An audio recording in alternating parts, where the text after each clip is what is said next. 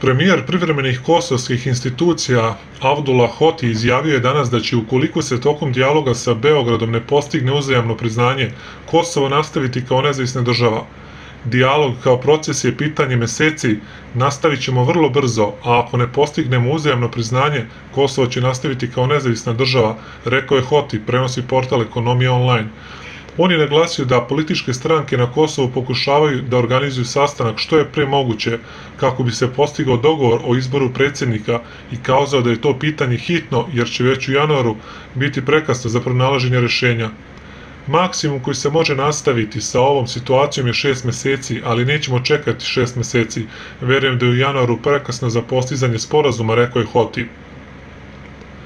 Albanci na Kosmetu očekuju da nova američka administracija ponovo bude po starom klišeu, isključivo na njihovoj strani, kaže predsjednik Skupštinskog odbora za Kosovo i Metohiju Milovan Drecun, koji dodaje da bi Priština eventualnim uključivanjem Madeleine Albright u pregovore bila ohrabrena da nastavi da insistira na takozvanom međusobnom priznanju. Ono što je za sada izvesno jeste da će Biden biti spreman da veći deo tih razgovora prepusti Evropskoj uniji, u kojoj dominantnu ulogu u svemu tome ima svakako Nemačka i tu treba više očekivati koordinaciju između Vašingtona i Berlina i više se time baviti nego Madeleine Albright, naveo je Drecun.